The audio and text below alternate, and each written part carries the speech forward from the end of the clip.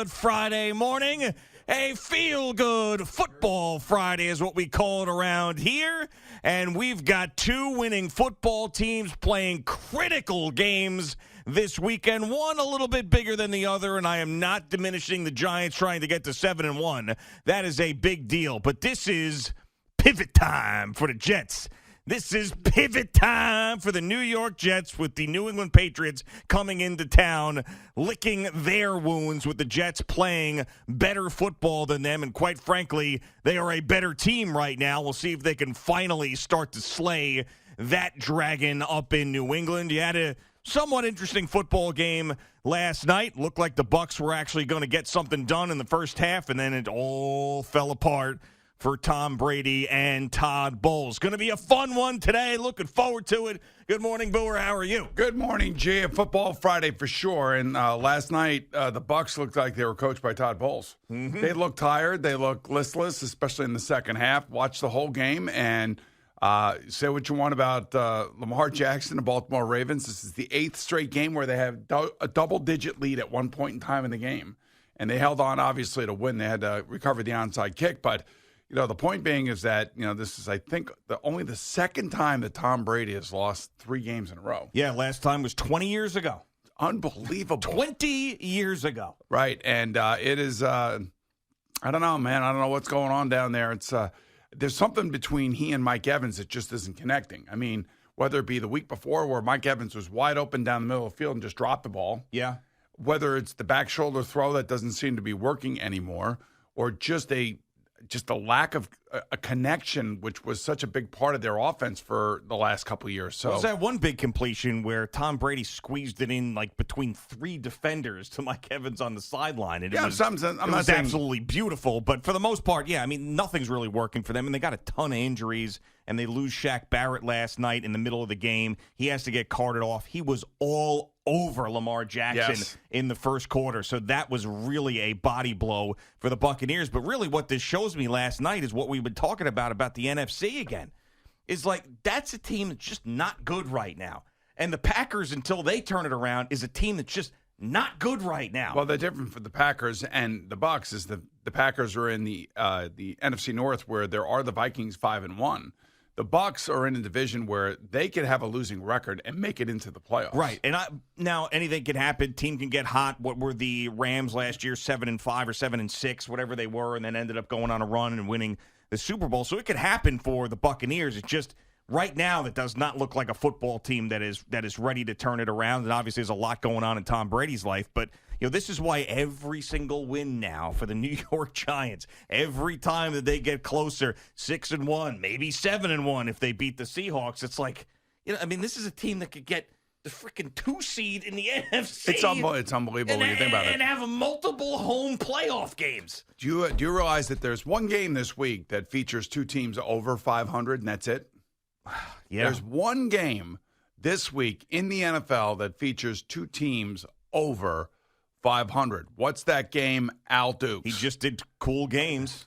I think I'm gonna go Seahawks Giants. You're right. That's the only game that features 2 teams over 500. Yeah. Who had that, by the way? Right. The parity is ridiculous. In a week where the Sunday night game is Packers Bills. Who had that? And the Thursday night game is Bucks Ravens.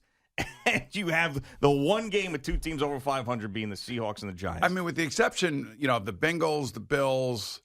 Maybe I won't say the Ravens because they didn't make the playoffs last year. The Bengals, the Bills, and the Chiefs are the 3 teams that have kind of lived up or started to live up to their building. I mean, the Chiefs and the Bills have. I mean, right out of the gate, both of those teams were good.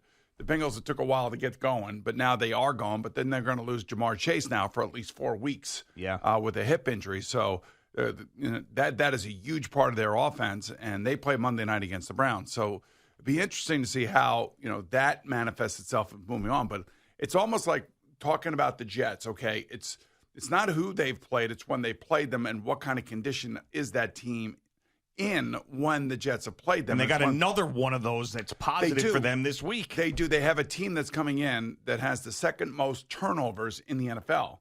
It's unbelievable that a Bill Belichick team leads the league in second in the league in turnovers behind the Saints. So the Saints have 16 total turnovers, And the New England Patriots had 15 total turnovers. Well, they got two quarterbacks that don't know how to play, so that's really the problem. I'm not going to sit here and say that Mac Jones doesn't know how to play. He knows how to play. He's not well. Dude, he led his team to the playoffs. It was more the team around him and the coach. He hasn't even played. I mean, has he even played 20 games, 21 games? Yeah, I don't like him. We got to give him like 50 games. I don't have to. I know you don't have to, but I can close the book on him if I'd like. And as a paid analyst of the NFL, I'd like to be a little bit less, harsh on these kids and give them a chance to learn the position and figure it out. Like Daniel Jones, it's taken him a while to figure it out, and he's got the right coach. Mac Jones was pretty damn good under Josh McDaniels. He's learning now under Matt Patricia and Joe Judge. Okay, so these are defensive coaches. These are coaches that I don't think in their history have ever coached or called plays on the offense. Yeah.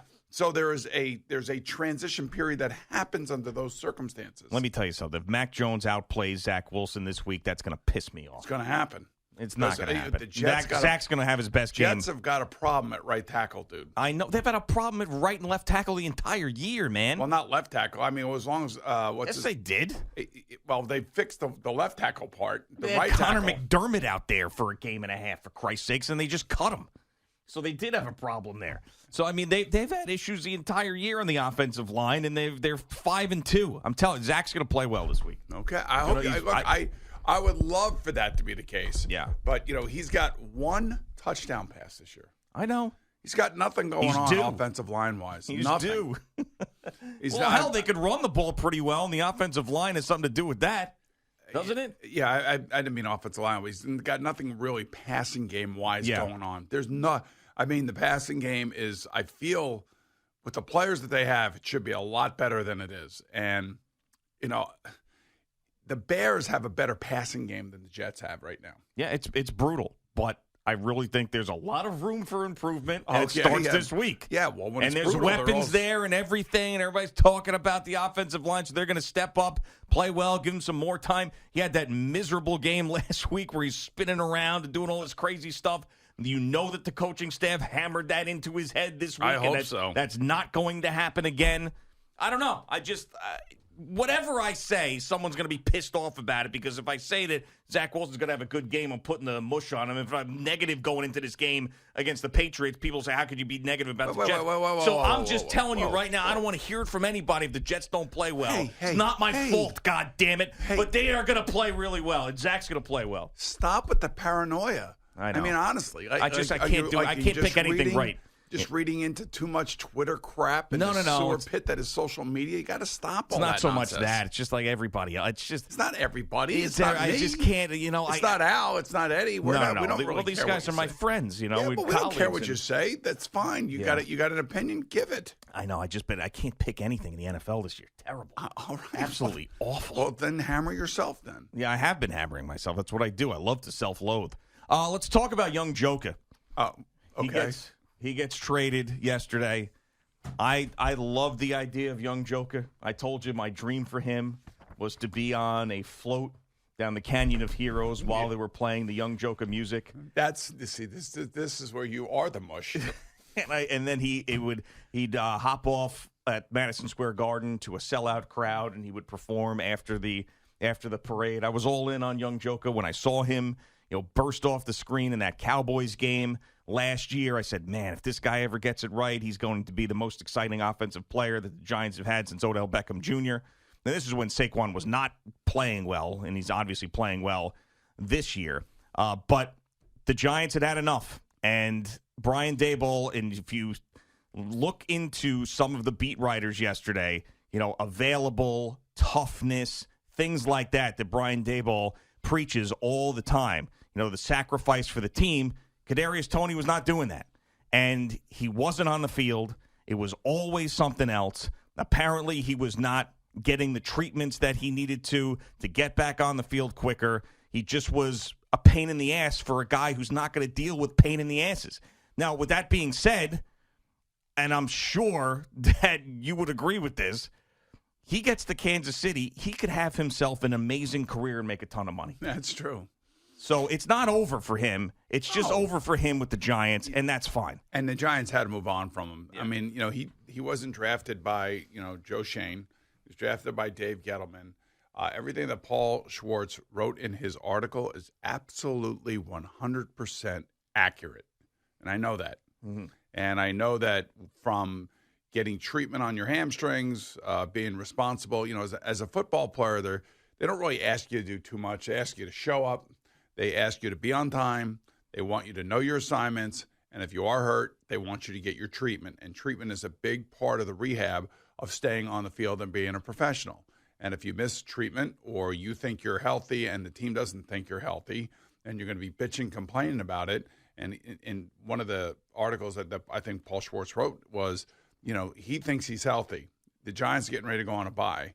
If you're unhealthy, you're going to have to stay behind and you're going to have to do your treatments. And he refused to do that. Well, most likely they were predicting that he was going to. Well, no, I think that he flat out said it in the So article. I'm healthy. That he wasn't going to do that. Right. So yeah. his focus was not really on the New York Giants. I don't believe. And I think that they recognize that, and they recognize that, look, even for a team that needs wide receivers, I think Wan'Dale Robinson has really, caught their eye. That's how I feel. Maybe this kind of opens up a slot for Kenny Golladay if he can get back on the field after the bye.